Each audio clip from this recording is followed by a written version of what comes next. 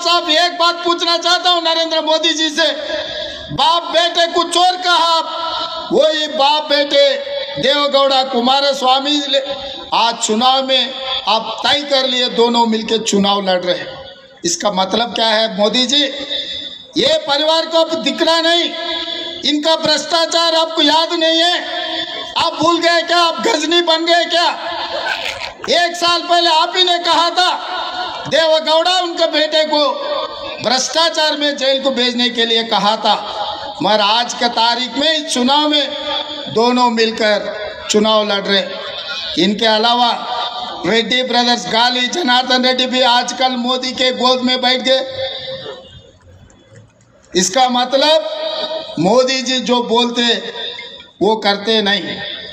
बोलने का अलग है, करने का अलग है। खाली उनको चुनाव जीतने का सोच है, मगर कर्नाटक तरक्की के लिए कुछ सोचने वाले नहीं है, कुछ करने वाले नहीं है नरेंद्र मोदी जी। అందుకే మిత్రులారా, ఈ రోజు కర్ణాటకలో 5 గ్యారెంటీలని దేశంలోనే ఇచ్చిన గ్యారెంటీ మీద నిలబెట్టుకున్న ప్రభుత్వం కర్ణాటక ప్రభుత్వం, కాంగ్రెస్ పార్టీ।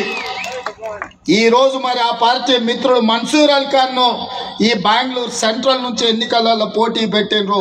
ఇచ్చిన మాట నిలబెట్టుకున్న కాంగ్రెస్ పార్టీకి ఓటేస్తారా, నమ్మించి మోసం చేసే నమోకు ఓటేస్తారా? మీరు ఆలోచన చేసి నిర్ణయం తీసుకోండి।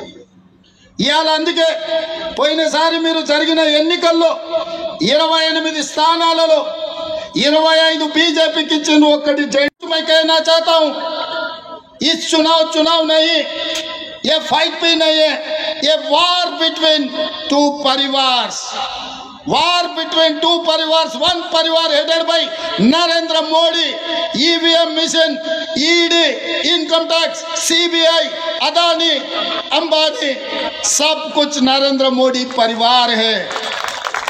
हमारी परिवार में शहीद हुए जो देश के लिए, श्रीमती इंदिरा गांधी हमारी परिवार, देश के लिए शहीद हुए, खून दिए, राजीव गांधी हमारे परिवार, सोनिया गांधी जी हमारे परिवार, राहुल गांधी, प्रियंका गांधी जी हमारे परिवार, मल्लिकार्जुन खड़गे जी हमारे परिवार, सिद्धरामैया हमारे परिवार, डीके शिवकुमार हमारे परिवार, मंसूर अली खान हमारे परिवार। 140 करोड़ लोगों के तरफ लड़ने वाले हमारे परिवार। ये वार बिटवीन 2 परिवार, देखा जाएगा जून तारीख में कौन जीतने वाले हैं। इस चुनाव में कर्नाटक से कम 20 एमपीओ को बना के दिल्ली भेज दो, कैसे सरकार नहीं बनेगा इंडिया अलायंस मैं देखता हूं। Out of 17 I am going to get 14 seats in Telangana. 17 సీట్లలో తెలంగాణ రాష్ట్రం నుంచి 14 సీట్లు గెలిపి